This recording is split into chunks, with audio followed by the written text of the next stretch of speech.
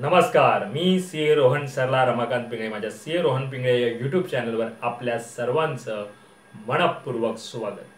सुरुवात करूया मिशन व्यक्तित्व भारत भाग 10ला. आपल्या या व्हिडिओ सिरीजच्या माध्यमातून जे व्हिडिओ आपल्यासमोर आलेले आहेत त्या व्हिडिओ सिरीजचं आपण आधी नाव मिशन डिजिटल भारत ठेवलं होतं. आणि डिजिटल या शब्दाचा अर्थ एक एक मी तेव्हा जो सांगायचो ते कसं होतं, थोडा डिजिटल शब्द म्हटल्यावरती समजायला थोडा लोकांना वेळ जातो. त्यामुळे मी थोडंसं चेंज करून या व्हिडिओ सिरीजचं नाव आता पुढे आपण मिशन व्यक्तित्व भारत असं ठेवणार आहोत. कारण का या व्हिडिओ सिरीजच्या माध्यमातून आपण एक व्यक्तिमत्व घडण्यासाठी जे जे काही लागणार आहे ते आपण या व्हिडिओ सिरीजच्या माध्यमातून या व्हिडिओमधून आपण शिकणार आहोत आणि शिकत आलेलो आहोत. कारण का आपले 9 भाग त्यावरच आधारित होते. वेगवेगळे विषय आपण घेतले आणि आजचा जो विषय आहे तो बऱ्याच कालावधीनंतर मी शूट करतो आहे.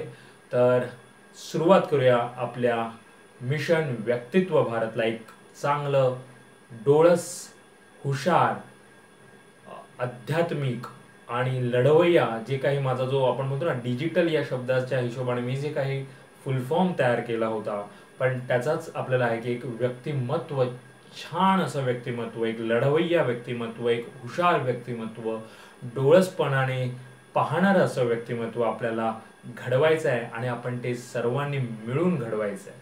म्हणून मिशन व्यक्तित्व भारत आपण आता सुरुवात करूया भाग 10ला. आणि आज आपण बोलणार आहोत, आपला विषय आज आहे दिनचर्या म्हणजेच डेली रुटीन.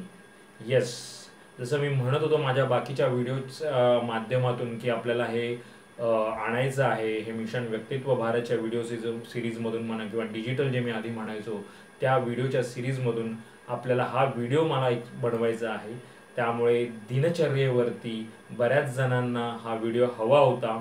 हा विषय आपण हे करूया आणि मी माझी स्वतःची दिनचर्या साधारण तुमच्याबरोबर शेअर करण्याचा प्रयत्न करीन व्हिडिओच्या शेवटच्या भागामध्ये.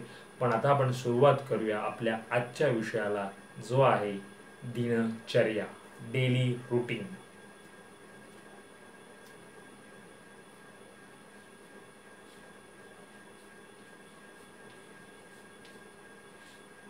आणि मी जसं नेहमी सांगतो, आपण बोर्डचा उपयोग का करतो आहे, कारण का तुम्हाला सुद्धा आता व्हिडिओ सुरू झाल्यानंतर नोट्स काढायच्या आहेत, नोटिंग करायचं आहे. आपल्याकडे एक पेज समरी तयार झाली पाहिजे, जेणेकरून हा विषय तुम्हाला जेव्हा नंतर समजून घ्यायचा असेल किंवा नंतर कोणाला सांगायचाही असेल त्यावेळी तुम्ही त्या एक पेज नोट्सचा उपयोग करू शकतो.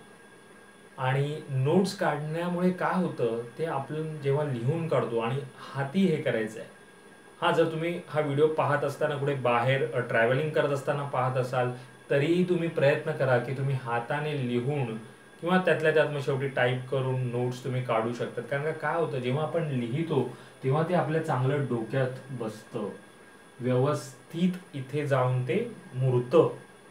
त्याच्यासाठीच आपल्याला हे चालू करायचं. तर आपला विषय आहे दिनचर्या, डेली रुटीन. यात आपण 3 मुद्द्यांवरती बोलणार आहोत आणि आपले 3 मुद्दे असतील. पहिलं की आपल्याला काही प्रश्न पडले पाहिजेत आणि ते पडतात का हे आपल्याला बघायचं आहे. दुसरं, आपल्याला दिनचर्या ही का हवी आहे, का महत्त्वाची आहे ती दिनचर्या, आपल्या आयुष्यामध्ये एक डेली रुटीन असणं का गरजेचं आहे, हा आपला दुसरा मुद्दा झाला. आणि आपला तिसरा मुद्दा असेल की आपली दिनचर्या कशी हवी, म्हणजेच आपलं ॲक्शन प्लॅन, एक्झिक्युशन लेवलला आपण तो तिसरा मुद्दा करणार आहोत. तर आपला पहिला मुद्दा आपण सुरुवात करूया. आपल्याला हे प्रश्न पडतात का, आपल्याला हे प्रश्न पडतात का. आणि हे मोठं प्रश्नचिन्ह आहे.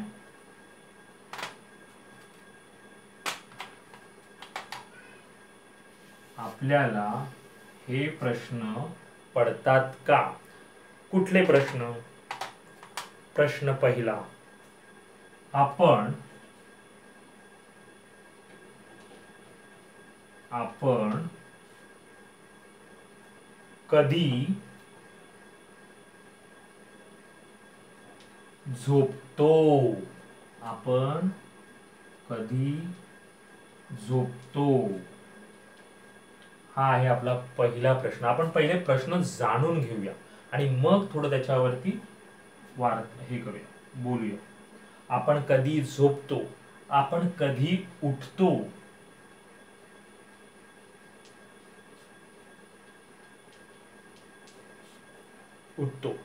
त्याच्यानंतर आपण कधी झोपतो, कधी उठतो, किती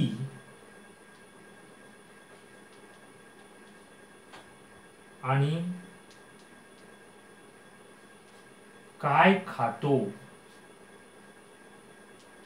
आपण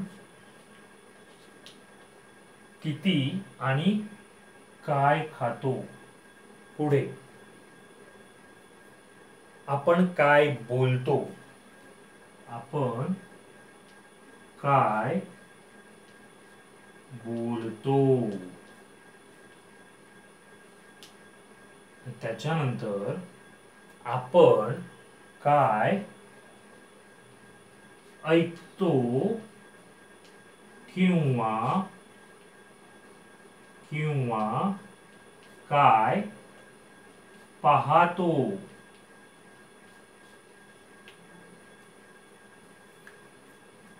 काय काय प्रश्न आपल्याला पडले पाहिजे आणि पडतात का? काय तर आपण कधी झोपतो, किती झोपतो, कधी उठतो, किती आणि काय खातो, नंतर आपण काय बोलतो, आपण काय ऐकतो किंवा काय पाहतो. हे जर प्रश्न आपल्याला पडले आणि ह्या प्रश्नांची उत्तरं आपल्याला शोधायची आणि ह्या प्रश्नांची उत्तरं जेव्हा आपण शोधू तेव्हा आपल्याला कळेल की आपण आपल्या वेळेचा जो आपल्याला 24 तास मिळाले त्या वेळेचा आपण सदुपयोग करतो की दुरुपयोग करतो. काय समजतं आपल्याला त्याच्यावरून? ह्या प्रश्नांची उत्तरं जेव्हा आपण शोधू तेव्हा आपल्याला समजेल की आपण आपल्या वेळेचा सदुपयोग करतो की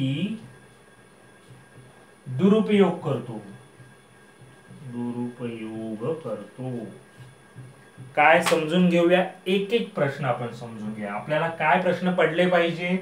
आपण कधी झोपतो, किती झोपतो, आपण कधी उठतो, आपण काय खातो, आपण किती खातो, आपण काय बोलतो, काय ऐकतो, काय पाहतो. आणि ह्या प्रश्नांची उत्तरं जेव्हा आपण शोधू तेव्हा आपल्याला कळेल की आपण आपला वेळ काय म्हणजे चांगल्या कारणासाठी सदुपयोग करून घेतो की त्याचा आपण दुरुपयोग करतो. ह्याच्यावरच ह्या प्रश्नांची उत्तरं जेव्हा तुम्ही शोधाल ना त्यावेळी तुम्हाला ह्या दिनचर्येचं महत्त्व कळून येईल. आपण पुढच्या मुद्द्याकडे वळणारच आहोत की दिनचर्या का हवी, पण ह्याच्यावरून तुम्हाला कळेल, ह्या प्रश्नांची उत्तरं शोधल्यावरती तुम्हाला ह्या दिनचर्येचं महत्त्व समजेल. आपण वेळेवर झोपत नाही, आपण कुठल्याही वेळी झोपतो, कितीही झोपतो, मनाला वाटेल त्यावेळी झोपतो, मनाला वाटेल तेव्हा उठतो, आपण कसेही खातो, कितीही खातो, त्यालाही आपल्याला काही प्रमाणबद्धता नाही आहे. त्याच्यानंतर आपण कसंही बोलतो, समोरच्याशी बोलताना काय किंवा आपल्या घरातल्या व्यक्तींशी बोलताना काय, आपल्या बोलण्यावरती आपली तमा नसते ते आहे. त्याच्यानंतर आपण काय ऐकतो, काय पाहतो, म्हणजे आपण आता आपलं जे डिजिटल आपण जी दुनिया म्हणतोय, डिजिटल जे वर्ल्ड म्हणतोय, याच्यामध्ये जे यूट्यूब माध्यम आहे, इंटरनेट जे माध्यम आहे, त्या माध्यमांमध्ये ज्या काही गोष्टी आहेत तर त्या गोष्टीही म्हणजे त्या ऐकणं, ऑडिओ पॉडकास्ट म्हणा किंवा व्हिडिओज म्हणा, म्हणजे आपण काय ऐकतो, काय पाहतो किंवा कोणाचं काही ऐकायला जाताना आपण कुठे गेलं पाहिजे, काय गेलं पाहिजे, काय ऐकलं पाहिजे, काय पाहायला पाहिजे, ह्याच्यावरती आपण लक्ष केंद्रित केलं तर जे काय आहे ते दिनचर्या आणि हे कधीतरी नाही, हे रोज आपल्याला करता आलं पाहिजे आणि आपण करू शकतो. प्रत्येकाकडे 24 तास आहेत, पण तुम्ही जर पाहिलं तर त्या 24 तासात कोणालाही असं नाही आहे की 30 तास आहेत, किंवा कोणाला 35 तास आहेत, किंवा कोणाला 20 तास आहेत, कोणाला 15 तास आहेत. प्रत्येकाला इथे 24 तास मिळतात, पण त्या 24 तासाचा जो कोणी सदुपयोग करतो, व्यवस्थित त्याला हाताळतो, तोच यशस्वी होतो आणि त्याला जास्त त्याच्यामध्ये करायला मिळतं. कोणालाही इथे कमी जास्त तास नाही आहेत. तो आपली दिनचर्या, आपला रोजचा दिवस कसा आखतो, त्याचा म्हणजे आखीव रेखीव आखणी करतो, प्लॅनिंग करतो, तोच ह्या आयुष्यामध्ये स्वतःच्या खूप काही गोष्टी करू शकतो आणि सगळेजण करू शकतात. कोणाला असं हे नाहीये कोणी नशीबवान कोणी लकी असं काही नसतं. जो कोणी ही दिनचर्या ज्याला करायचं आहे ना, तो स्वतःवरती सेल्फ डिसिप्लिन स्वयंशिस्त म्हणतो. लाईट गेली होती, लाईट आल्यामुळे थोडा तुम्हाला आता व्हिडिओमध्ये अजून एक चांगला लाईटिंग मिळेल. आता हेही तुम्हाला मी एक सांगतो, एक जस्ट आलं म्हणून, कारण का मी व्हिडिओ सुरू करण्याच्या आधी जस्ट आता माझा एक वेळ होता की ह्या वेळेमध्ये मला व्हिडिओ शूट करायचाच आहे. ही स्वयंशिस्त आहे, मग काही असू दे, त्या वेळेला मला तो तिथे वेळ मिळालाच पाहिजे आणि मी तो शेड्यूल केलेला होता, प्लॅनिंग केलेला होता, नोटिंग केलेला आहे, त्यावेळी माझा व्हिडिओ झालाच पाहिजे. तर आता त्याच वेळी नेमकी लाईट गेली, पण ठीक आहे, आपल्याकडे एक साईडला लाईट होता, जेवढा प्रकाश होता, बोर्ड आहे मॅनेजेबल आहे, दिसत आहे, तुम्हाला समजणार आहे, ऐकायला येणार आहे, तर करायचं आहे. मग जेव्हा येईल तेव्हा येईल. पण मग मी लाईट येण्याची वाट पाहणं, तो प्रकाशच तेवढा पाहिजे असं काही नाही आहे. तुम्हाला हेच आहे की तुम्हाला करायचं आहे, बस तुम्हाला डिलिव्हर करायचं आहे, तुम्हाला एक्झिक्यूट करायचं आहे. आणि तीच गोष्ट आहे की हेच मला सांगायचं आहे, ज्यावेळी आपण जे ठरवलं आहे, पहिलं ठरवणं तेही पेपरवरती लिहिलं गेलं पाहिजे आणि ते ठरवल्यानंतर ते त्यावेळी होणं महत्त्वाचं आहे. मग काही होऊ दे, एक्स्ट्रीम सिच्युएशन्स एकदम असेल तर, पण अदरवाईज तुम्ही ज्यावेळी जी गोष्ट ठरवली ती त्यावेळीच केली तरच तुम्हाला या दिनचर्येचा फायदा होईल आणि तुम्ही आयुष्यात एका लेवलला पोहोचवाल. आणि हे व्हिडिओ कोण पाहणार आहे, ज्यांना खरंच आयुष्यात काहीतरी करायचं आहे, आयुष्यात एका लेवलला, आणि म्हणून ते चांगलं आहे. तुम्हाला करायचं म्हणून तुम्ही हा व्हिडिओ पाहणार आहात आणि पाहत असाल तर असेच लोक हा व्हिडिओ पाहणार आहेत. आणि ज्यांना कोणाला आपल्या स्वतःच्या आयुष्याबद्दल सिरियसनेस नाही आहे, त्यांना हा व्हिडिओ ते पाहणारही नाही आहेत. एखाद वेळेस जस्ट जातील आणि स्क्रोल करून, त्यांना 30 सेकंदाचा 1 मिनिटाचा इन्स्टाचा रील म्हणा किंवा आता कुठलेही हे जे म्हणतात ना तसं ठाक ठाक ठाक ठाक ठाक, बस याच्यातच सगळं आपलं आयुष्य त्यांना खर्ची घालायचं आहे. तर आपण दुसऱ्या मुद्द्याकडे वळूया. पहिल्यांदा एकदा आपण उजळणी करूया. आपला पहिला मुद्दा काय होता, तर आपल्याला हे प्रश्न पडतात का, तर कुठले पडले पाहिजे प्रश्न, की आपण कधी झोपतो, किती झोपतो, कधी उठतो, किती आणि काय खातो, आपण काय बोलतो, काय ऐकतो, काय पाहतो. दुसरा मुद्दा आपल्याला दिनचर्या का हवी. दिनचर्या साधारण आपण आता जे काय बोलू त्याच्यावरून थोडा तरी तुम्हाला अंदाज आलाच असेल की यस, दिनचर्या या गोष्टींसाठी गरजेची आहे. दिनचर्या का हवी, दिनचर्या का हवी. तर आपण या मुद्द्यामध्ये एक एक अजून आपले पॉइंटर्स आहेत, ते पॉइंटर्स आपण समजूया, आधी लिहून काढूया आणि मग समजूया. तर दिनचर्या का हवी आहे. पहिलं, आपल्याला योग्य दिनचर्येमुळे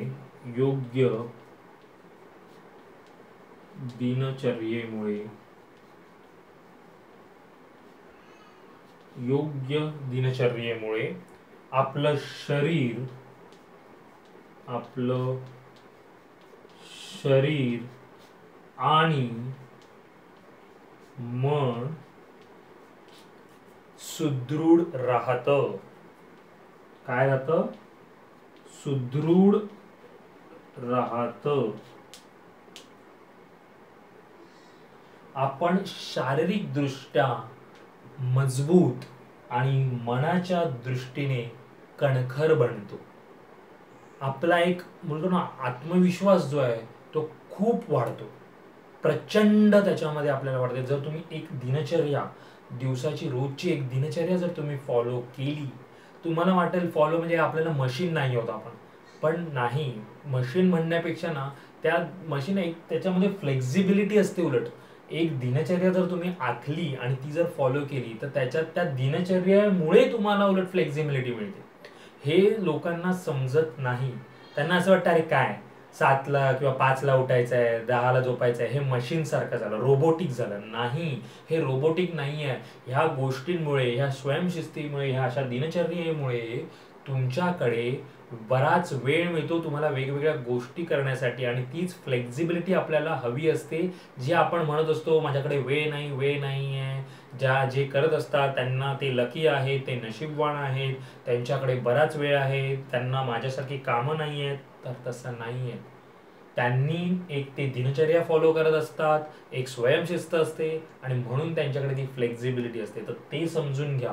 दिनचर्येमुळे तुम्ही रोबोटिक होणार नाही आहात. एक दिनचर्या फॉलो केल्यामुळे उलट तुम्ही फ्लेक्झिबल राहाल, तुम्हाला उलट वेगवेगळ्या गोष्टी करण्यासाठी वेळ मिळेल.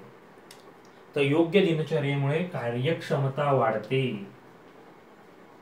प्रोडक्टिव्हिटी, कार्यक्षमता वाढते. ऑफकोर्स जेव्हा तुम्ही एक दिनचर्या फॉलो करत असाल त्यावेळी तुम्ही जसं पहिलंच जर बघितलं तर तुम्ही शारीरिकदृष्ट्या मजबूत होणार, मनाच्या दृष्टीने कणखर बनणार.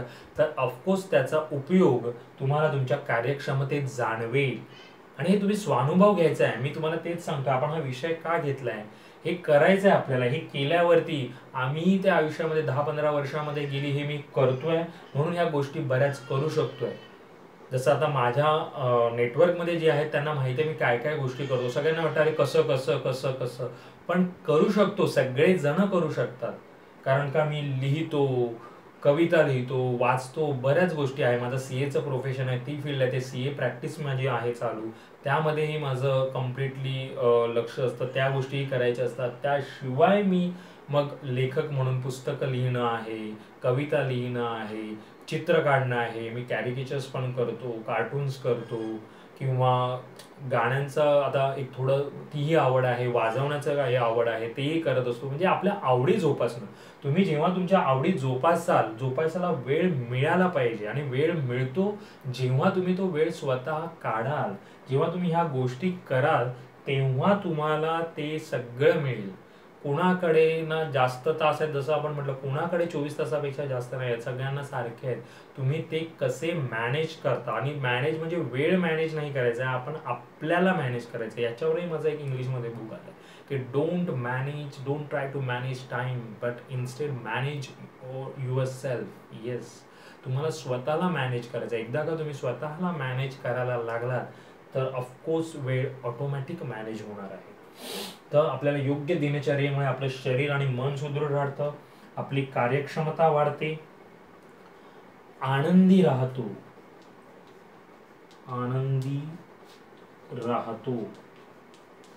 तुम्ही पहा, मोठे मोठे संत बना किंवा अजून किती चांगले चांगले जे मोठे लोक आहेत, त्यांचा तुम्ही एक चेहरा पाहिल्यावरती आपल्याला एक प्रसन्न वाटतं. त्यांचा चेहरा एकदम प्रसन्न असतो.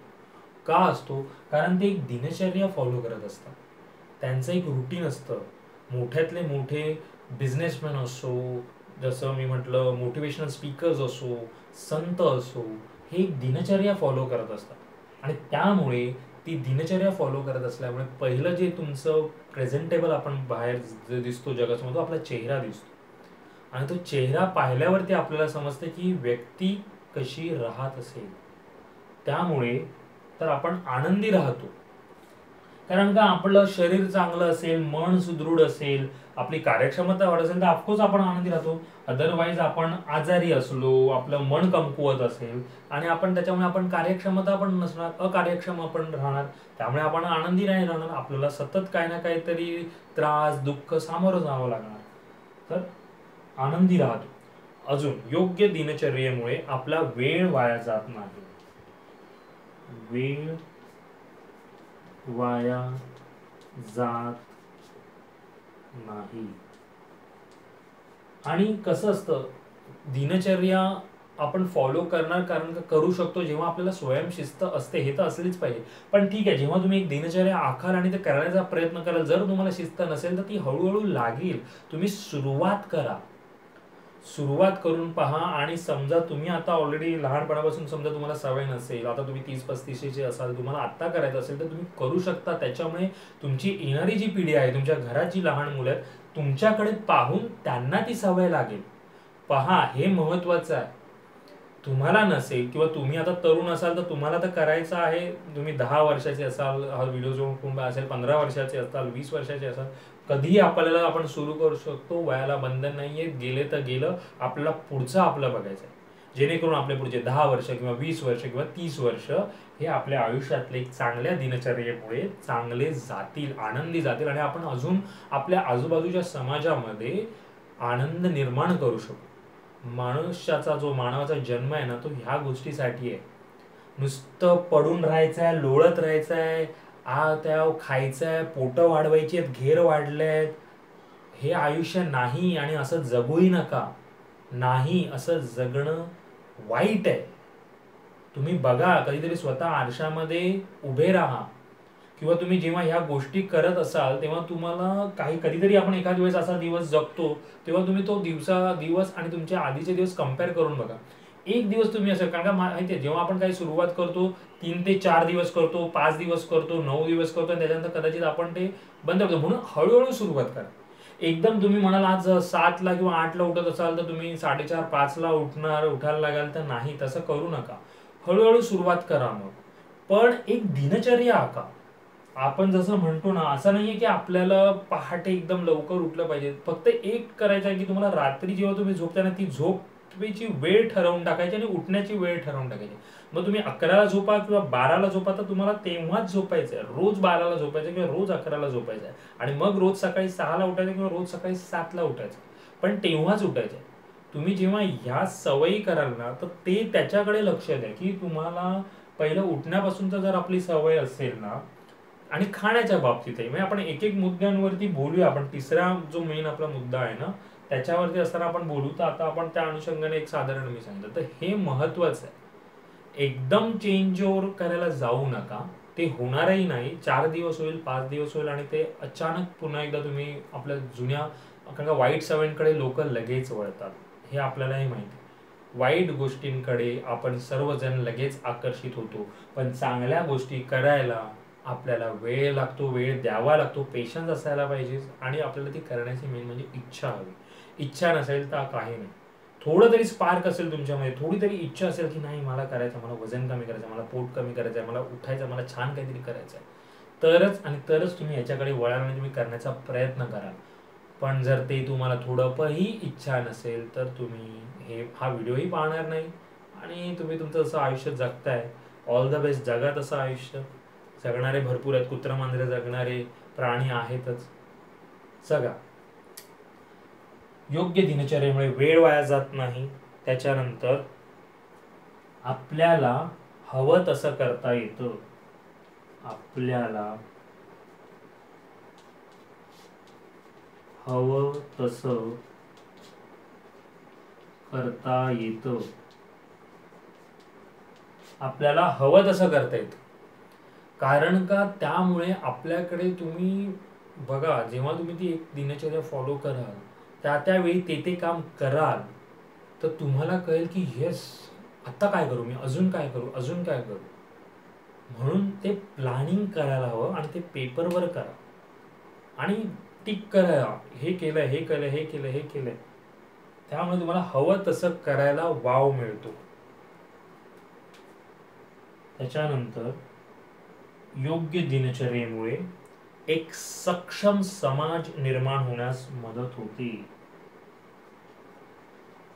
सक्षम समाज काळाची गरज आहे. आता तुम्ही बघाल की अजून किती अराजकता आहे, तरी त्यातल्या त्यात हे आहे, पण आहे अराजकता समाजामध्ये आहे. जातपात, धर्मभेद, या राजकारण खूप खूप बाहेर खूप चाललेलं आहे.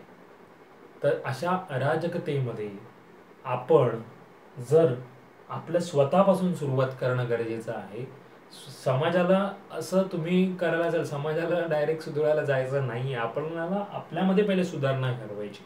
आपल्यामध्ये आपण स्वतःमध्ये सुधारणा जेव्हा घडवून आणू, तेव्हा आपल्या आजूबाजूचे 2-4 लोक ते पाहतील, आणि ते स्वतः ते करण्यासाठी प्रवृत्त होतील. आणि ते महत्वाचं आहे. आणि मग हळूहळू म्हणजे तेच म्हणून आता वेळ जाणार म्हणून तर आपल्याला माझ्या व्हिडिओ सिरीजचं हेच काय आहे की आपल्याला एक व्यक्तित्व घडवायचं आहे. हे मिशन आहे आणि ह्या मिशनसाठी तुम्हाला एवढीच मदत करायची आहे मला की हा व्हिडिओ आपल्या लोकांपर्यंत जेवढा पोहोचवता येईल तेवढा पोहोचवायचा आहे. हे विचार पोहोचले पाहिजे. करणारे भरपूर आहेत, मी नाही म्हणत नाहीये. प्रत्येकाची एक वेगळी स्टाईल असते सांगण्याची, प्रत्येक गोष्ट समजावण्याची एक वेगळी हे असते. तर ते आणि कोणाचं कुठल्या व्यक्तीला कुठलं काय पोहोचेल सांगता येत नाही. त्यामुळे मला असं वाटलं आपण पण करायला हवं. मलाही त्याच्यामध्ये असं आहे की येस आपण करू शकतो आणि आपण ते फॉलो करतोय ते सांगितलं पाहिजे. आपण आपल्या पद्धतीने सांगणं गरजेचं आहे, कसं काय, त्यामुळे हे करणं गरजेचं आणि ते पोहोचलं पाहिजे. ह्या गोष्टी हे विषय बोलले गेले पाहिजे, सांगितले गेले पाहिजे. आजची जी तरुण पिढी पुढची येते आहे त्यांचं बघा. आपल्या आता मी माझ्या काळाप्रमाणे म्हटलं त्यावेळी ना टीव्ही होते सुरुवातीला, ना मोबाईल्स होते. म्हणजे आम्ही एक 20-21 वर्ष झाल्यानंतर फार फार तर मोबाईलच्या गोष्टी आल्या, पण तोपर्यंत ह्या गोष्टी नव्हत्या. हा त्या वेळेप्रमाणे थोडेसे चेंजेस होते पण फार होते. पण आत्ताच्या 3-4 महिन्याच्या बाळांना डायरेक्ट मोबाईलच्या रेंजमध्ये ते येत आहे. म्हणजे हे डिजिटल किंवा किती आपण म्हणतो ना प्रगती चांगलीच आहे, पण ती प्रगती कुठल्या अनुषंगाने होते हे महत्वाचं आहे.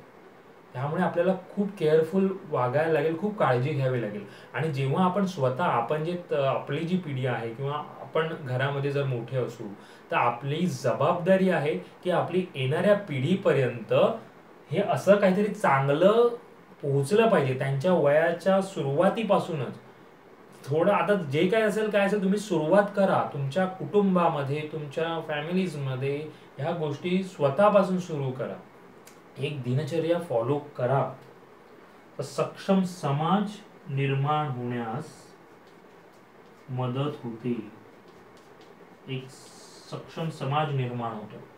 तर का दिनचर्या हवी आहे, तर योग्य दिनचर्येमुळे आपलं शरीर आणि मन सुदृढ राहतं, कार्यक्षमता वाढते, आनंदी राहतो, वेळ वाया जात नाही, आपल्याला हवं तसं करता येतं आणि सक्षम समाज निर्माण होतो. तर आपले असे 2 मुद्दे आहेत. तिसऱ्या मुद्द्याकडे वळण्याआधी आपण एकदा उजळणी करू. आपल्याला पहिला मुद्दा होता आपल्याला हे प्रश्न पडतात का, ते पडले पाहिजे. जर नसतील पडत तर आपण कधी झोपतो, किती झोपतो, आपण कधी उठतो, आपण किती आणि काय खातो, आपण काय बोलतो, आपण काय पाहतो, आपण काय ऐकतो.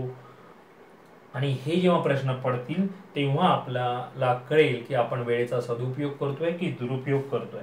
त्याच्यानंतर आपला दुसरा मुद्दा आहे आपली दिनचर्या ही का हवी. तर योग्य दिनचर्येमुळे आपलं शरीर मन मजबूत होतं, आपलं मन सुदृढ राहतं, मन कणखर बनतं, आपली कार्यक्षमता वाढते. प्रत्येक गोष्टीमध्ये तुमची कार्यक्षमता वाढेल, ती तुम्हाला स्वतःला केल्यावरच समजेल. आपण आनंदी राहतो, वेळ वाया जात नाही, आपल्याला हवं तसं करता येतं आणि आपला सक्षम समाज निर्माण होण्यास आपल्याला मदत होते. तिसरा मुद्दा आता दिनचर्या कशी हवी, ऍक्शन एक्झिक्युशन. दिनचर्या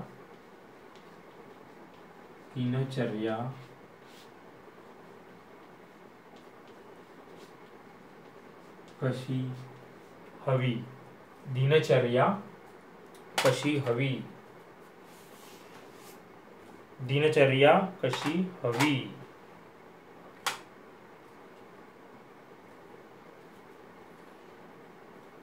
आता हे ऍक्च्युअल एक्झिक्युशन आहे. यात मी माझंही थोडंफार सांगेन तुम्हाला. पहिलं आपण समजून घेऊ, काही फार वेगळं नाहीये. जे मुद्दे आपण इथे म्हणणार आहोत किंवा सांगणार आहे तेच माझ्या दिनचर्येमध्ये पण येतात. ते आपण पाहूया कसं. तर दिनचर्या म्हणजे कशी हवी, तर पहिलं जसं मी दुसऱ्या पॉईंटमध्ये आपण बोलताना बोललो होतो की आपल्याला वेळेवर झोपायचंय आणि वेळेवर उठायचंय. एकच वेळ, पण वेळेवर झोपा व वेळेवर उठा. एकच वेळ. मग मी तुम्हाला तेच म्हणतोय की तुम्हाला असं नाही करायचंय की 4:30 4 असं मी म्हणत आहे. सुरुवात तुम्ही किती वाजता हे करता ना, तर तुम्हाला 7ला उठत असाल ना, तर रोज तुम्ही 7ला उठायचं. मग ना 6:30 7:45 झाले पाहिजे किंवा ना 6:15 ना 7:30 झाले पाहिजे. रोज सकाळी 7ला उठायचं आहे म्हणजे उठायचं आहे. आणि रात्री 11ला झोपायचं आहे तर 11लाच झोपायचं आहे. 11:15 11:45 किंवा 11:30 असंही नाही झालं पाहिजे. तर रोज 11ला झोपायचं आणि रोज सकाळी 7ला उठायचं. तर एक वेळ पाळली गेली पाहिजे. ठीक आहे. हे होतं आपलं पहिली ऍक्शन प्लॅन आपलं असेल की आपल्याला एका वेळेलाच एक जी ठरवलेली वेळ आहे त्याच वेळेवर झोपायचं आहे आणि त्याच वेळेवर उठायचं. दुसरा मुद्दा, ब्रह्ममुहूर्त. आता आपण चर्चा करणार आहोत पहाटेच्या वेळेबद्दल. ब्रह्ममुहूर्त काय ब्रह्ममुहूर्त आहे, या ब्रह्ममुहूर्ताचं महत्व काय आहे आणि या ब्रह्ममुहूर्तामध्ये आपण काय काय करू शकतो.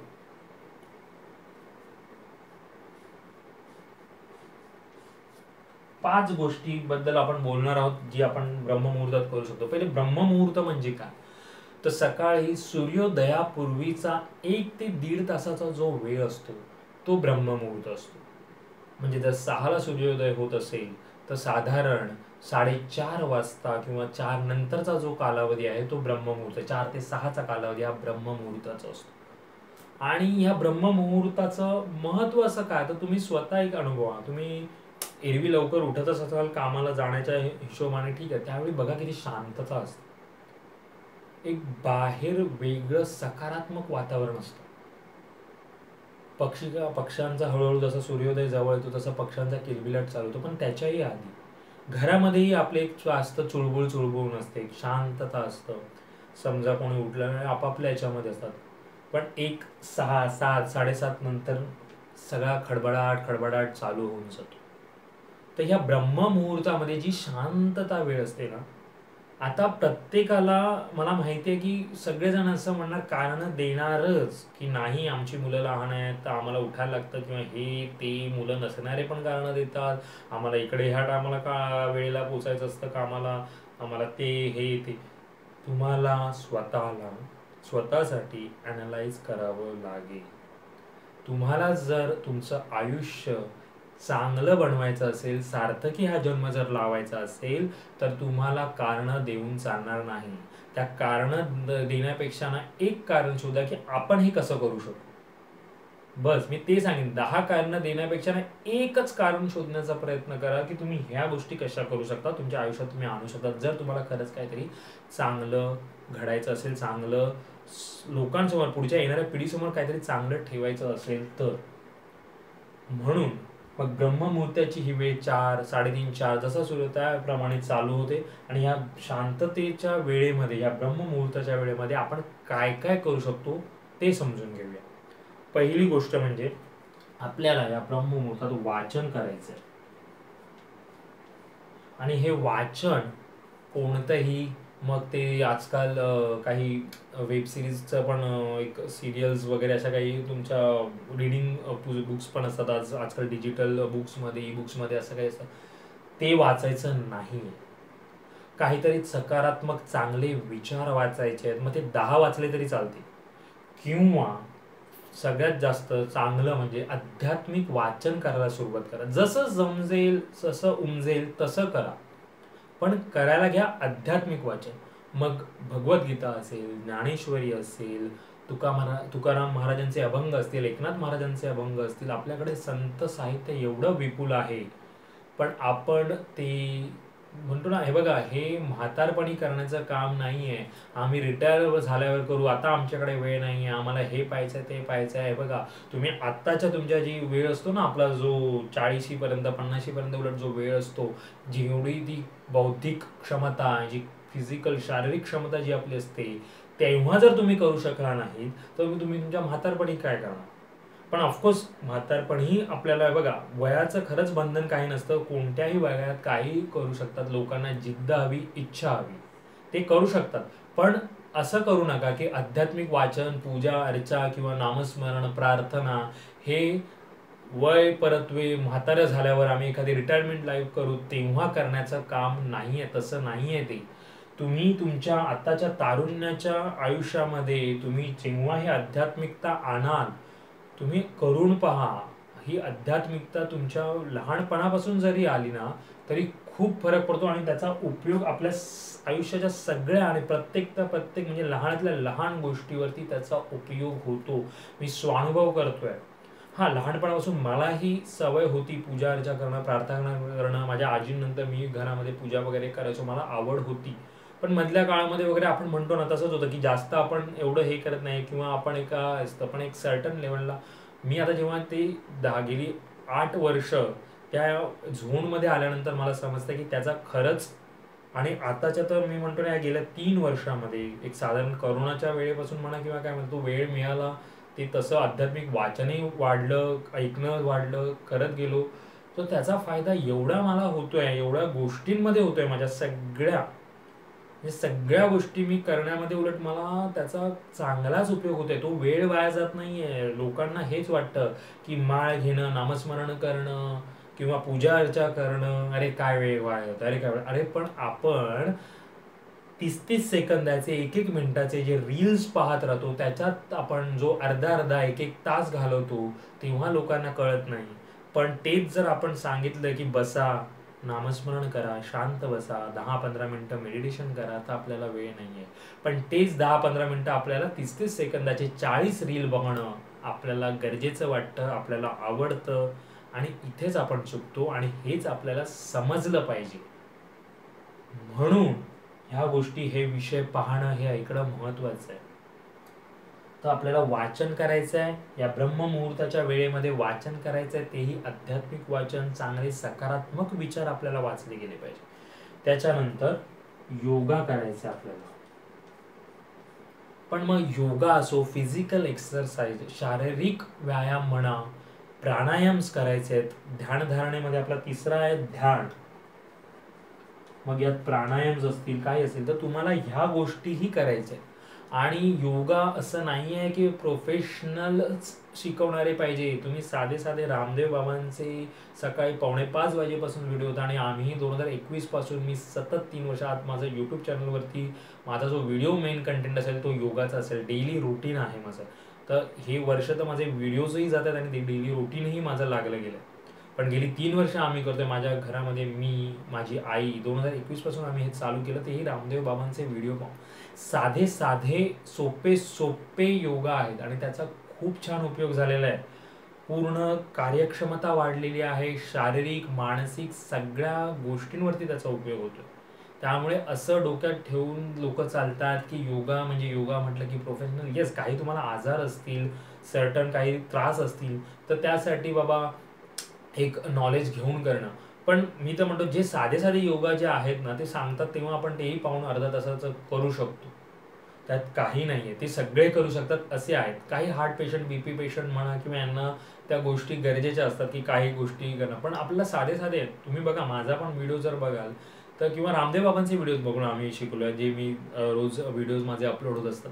तर हे साधे योगा प्रकार आहेत, कोणीही करू शकतो. त्याच्यातले पण 3-4 प्राणायाम तुम्हालाही माहिती असेल, तुम्ही करू शकतात. अनुलोम विलोम आहे, कपालभाती आहे, त्याच्यानंतर आपण अजून काय म्हणू शकतो, श्वसनावरती एक डीप ब्रेथिंग म्हणतो आपण त्याला, म्हणजे हळूहळू श्वासोश्वास करणं.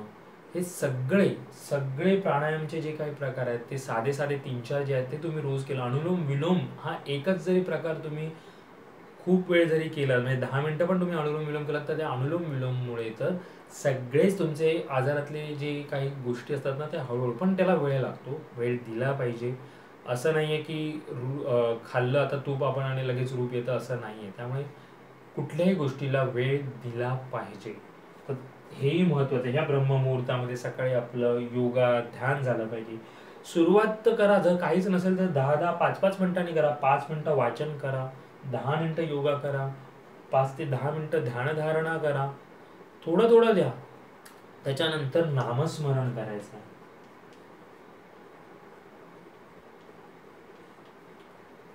कोणतंही राम म्हणा, विठ्ठल म्हणा, हरे कृष्ण म्हणा, हरे राम म्हणा, एक नामस्मरण करून पहा आणि ते माळीवर करून पहा. हे बघा, तुम्ही हास्यास्पद तुम्हाला वाटेल, मला माहिती आहे की काय, पण ज्यांना याचं मत, तुम्ही करून पहा. तुम्ही 1 दिवस ही दिनचर्या जी सांगतोय ना, 1 ते 2 दिवस करून तर पहा. तुम्ही स्वानुभव घ्या आणि पाहिजे तर खरंच तुम्ही हा व्हिडिओ पाहून जर तुम्ही करण्याचा प्रयत्न केला तर नक्की तुमचे अनुभव शेअर करा कमेंटच्या द्वारे. कळू द्या की कसं तुम्हाला वाटतंय, काय तुम्हालाही प्रश्न पडत आहेत. तुम्ही करण्याचा प्रयत्न केलात तर तुम्हाला स्वतःलाही समजेल, उमजेल की नाही यात काहीतरी महत्व आहे. आणि जेव्हा स्वतःच्या आयुष्यामध्ये करायला सुरुवात केली ना तेव्हा आपल्याला कळतं. त्यामुळे करून पहा. आणि म्हणून मी पण पोटतिडकीने सांगण्याचा प्रयत्न करतो. तर ब्रह्ममुहूर्तात आपल्याला वाचन करायचं आहे, योगा करायचा आहे, ध्यान करायचं आहे, नामस्मरण करायचं आहे. आणि त्याच्यानंतर जमलंच तर असं म्हणणार नाही मी, करायलाच हवं श्रवण कीर्तन. म्हणजेच काय, तुम्ही भजन स्वतः म्हणा, छानपैकी काहीतरी तुम्हाला येत असेल. हे बघा, आपल्याला कोणी ऐकायला येणार नाही, तुम्ही तुमचं गुणगुणनात तरी चालेल किंवा ते ऐकायचं आहे. एखादं चांगलं कीर्तन चालू असेल मोबाईलवरती, आज तेच बोलतो ना, मोबाईलवरती काय पाहिलं गेलं पाहिजे काय नाही हे सगळं आपल्या हातात आहे. त्या मोबाईलला, त्या डिजिटल गोष्टींना नावं ठेवून अर्थ नाहीये. तुम्ही स्वतःवरती किती कंट्रोल कसा ठेवता, नियंत्रण तुम्ही कसं ठेवू शकता ना, हे महत्वाचं आहे. तर तुम्ही ते जर नियंत्रण ठेवलं तर तुम्हाला श्रवण आहे, कीर्तन आहे, तुम्ही चांगलं ऐकण्याचा प्रयत्न करा. या ब्रह्ममुहूर्ताच्या वेळेमध्ये एखादं भगवद्गीतेवरचा कोणाचा तरी व्हिडिओ पहा, व्हिडिओ ऐका, पहा ऐका दोन्ही गोष्टी, किंवा ऑडिओ पॉडकास्ट असतात किंवा भगवद्गीतेचे ते श्लोक आहेत ते ऐकून पहा. संस्कृत आहे ना वाचलं गेलं पाहिजे. संस्कृत शब्द कळू द्या नको कळू द्या, वाचा, ते उच्चार करा. म्हणून तर संस्कृत भाषेला देवभाषा का म्हटलं जातं याचं महत्त्व खरंच जाणून घ्या. संस्कृत भाषा ही आपली एवढी चांगली भाषा, आणि आज खूप लाजिरवाणी गोष्ट आहे की आपल्या अकॅडमिक दुनियेमध्ये, आपल्या सो कॉल्ड अभ्यासक्रमामध्ये संस्कृत भाषेला महत्त्व दिलं जात नाही आहे. आपले पालकही लोक आता ते देत नाही आहे, आणि सगळे इंग्रजी आणि ते ब्रिटिश येऊन चालले गेले, ते त्यांचा चहा आणि इंग्रजी सोडून गेले.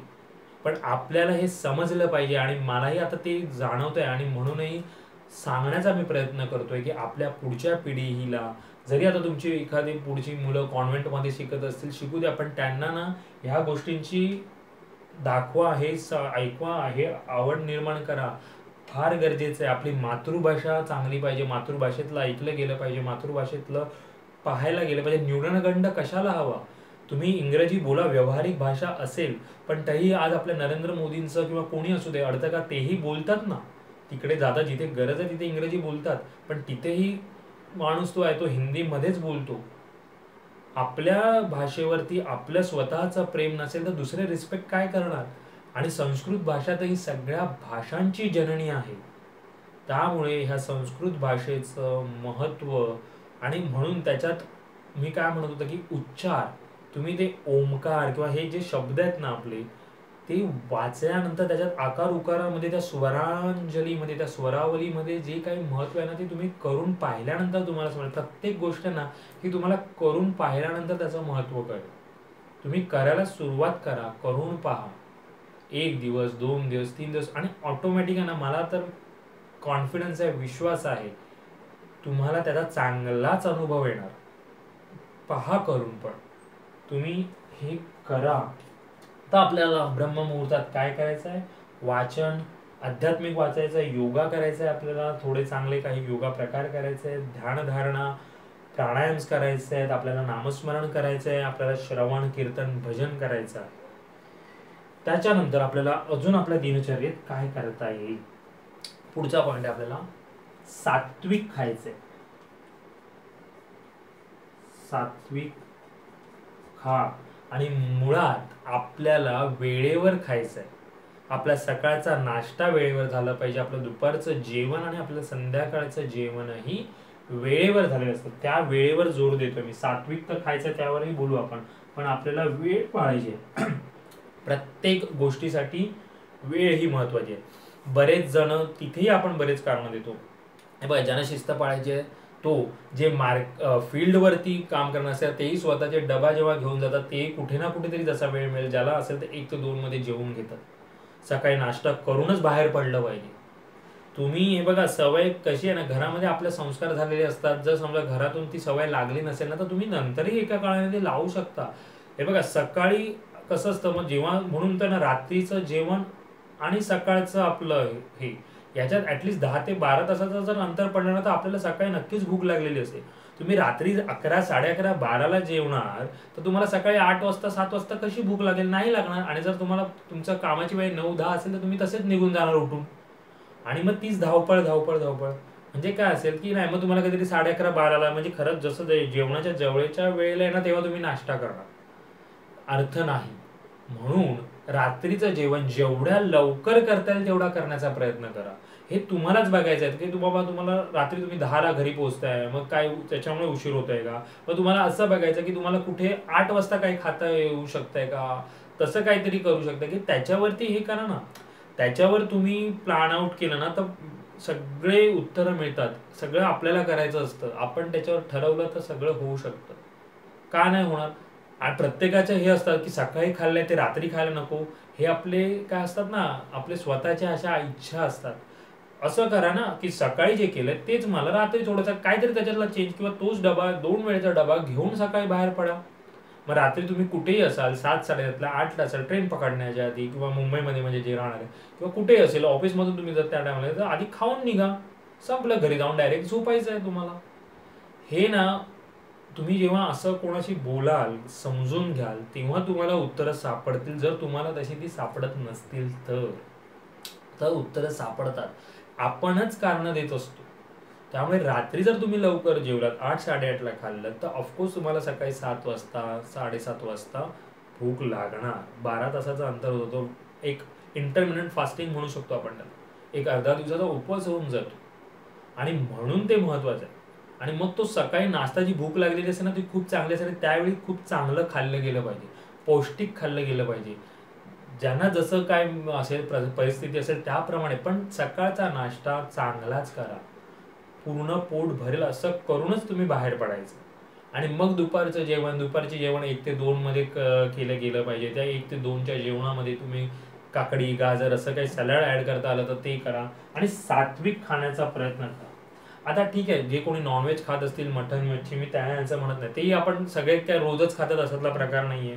कोणी बुधवार, शुक्रवार, रविवार किंवा आठवड्यातला 1 किंवा 2 दिवस खात असतील. पण जेवढा मी म्हणतो, कसं असतं, प्रत्येकाला पचन क्रिया प्रत्येकाची कशी आहे ना त्याच्यावरती अवलंबून आहे. त्यामुळे मी असं म्हणणार नाही आहे की बाबा खाऊच नका किंवा त्याच्यात पाप पुण्याचा भाग येतो. पण ठीक आहे, काही एक विचार केला तर खरं बघितलं तर का कोणाला मारून काय खायचं, काय मिळणार आहे? तर त्यापेक्षा, आणि एक बघा ना, एक डायजेशन लेवल असते. ठीक आहे, तुम्हाला वाटत असेल पचेल, नॉनव्हेज पचायला साधारण 48 तास लागतात. 1 ते 2 दिवसाचा कालावधी होतो. जे आपण साधं आपलं खातो ते लवकर पचतं.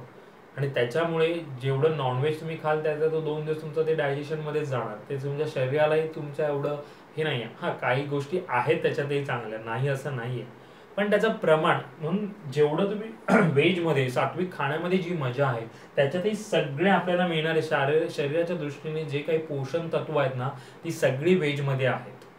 तुम्ही नीट जर पाहिलं, जर नीट विचार केला तर तो सगळा तुम्हाला या खाण्यामधून मिळतो. पण त्याच्यापेक्षा मला एक म्हणायचं आहे की वेळेवर खा. सकाळचा नाश्ता, दुपारचं जेवण आणि रात्रीचं जेवण हे वेळेवर करा. ठीक आहे. पुढे, कामाच्या वेळी आपल्याला कामच करायचंय. कामाच्या वेळी कामच करायचंय. कामाच्या वेळी आपल्याला कामच करायचं आहे आणि वेळेवर पोहोचायचंय. कोणालाही वेळ जो दिलाय किंवा ऑफिसला असेल तुम्हाला, वेळेवर पोहोचा आणि वेळेवर निघा. काय म्हणतोय, कामाची वेळ आपल्याला पाळायची आहे. तुम्ही कसं होतं, बरेच जण काय, इथले 90% वरती लोक वेळेवर पोहोचत नाहीत कामावर, पण वेळेवर मात्र निघतात. म्हणून त्यापेक्षा वेळेवर पोहोचा आणि वेळेवर निघा. मग ओव्हरटाईम करायची गरज नाही. आणि ओव्हरटाईम करायची गरज नाही, कामाच्या वेळी कामच करा. जेवायच्या वेळी फक्त जेवणचं हे करा, थोडंसं बाबा 5 मिनिटं इकडे तिकडे फिरलं, त्याही वेळी काहीतरी चांगलं वाचू शकता तुम्ही. इकडे इकडचं तिकडचं गॉसिपिंग करण्यापेक्षा, ही ती बडबड, येऊन तेऊन सिरियल बघण्यापेक्षा, वेब सिरीज बघण्यापेक्षा 5 ते 10 मिनिटं एक चांगलं पुस्तक ठेवा. ते पुस्तक त्यावेळेत वाचा. आणि मग वेळेच्या वेळी पोहोचणं आणि वेळेच्या वेळी निघता येतं. त्याच्यामुळे तुम्ही घरी वेळेवर पोहोचाल, कुटुंबासाठी वेळ द्याल. आणि पुढचा आपला तोच आहे, जेव्हा तुम्ही कामाच्या वेळी काम कराल, वेळेवर कामावर पोहोचाल आणि वेळेवर निघाल, तेव्हा तुम्ही कुटुंबासाठी वेळ देऊ शकाल, कुटुंबासाठी वेळ देऊ शकाल. आणि हे देणं महत्वाचं आहे, ही दिनचर्येतला हा महत्वाचा भाग आहे. कुटुंबाला वेळ आपण देऊ देऊ न देऊ देऊ नंतर देऊ, कामं जरा कमी होऊ दे मग देऊ, असं करता करता आपलं आयुष्य पूर्ण निघून जातं आणि तो आपल्याला कळत नाही. आपली मुलं आपल्यासमोर कधी मोठी होऊन जातात, आपण ते नंतर करू नंतर करू नंतर खेळू मुलांना, थोडं थोडं अजून मला अजून वेळ नाही.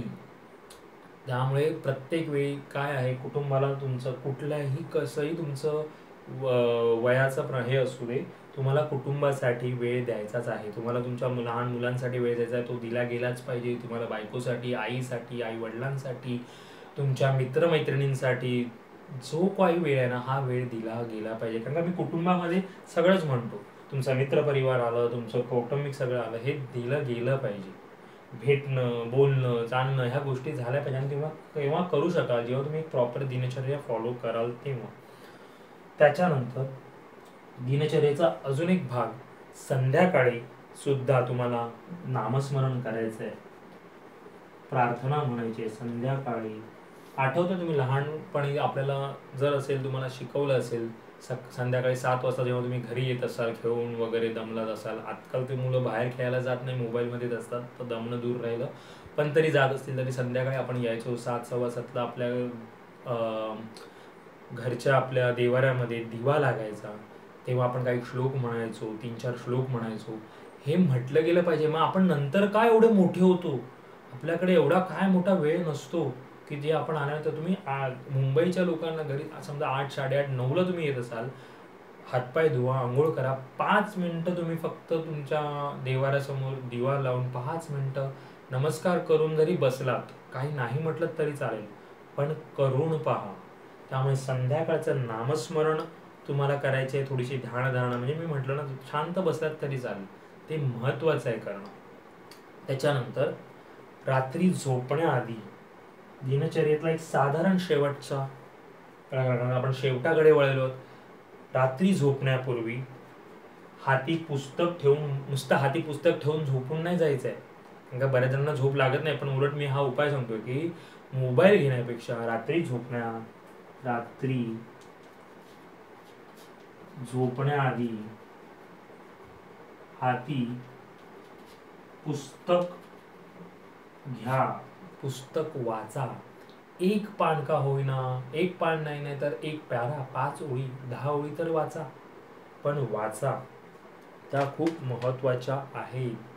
तुम्ही रात्री झोपताना ध्यानधारणा रात्री तुम्ही करणं, म्हणून तर आपण एक दिनचर्या बघा आपण कशी करतो.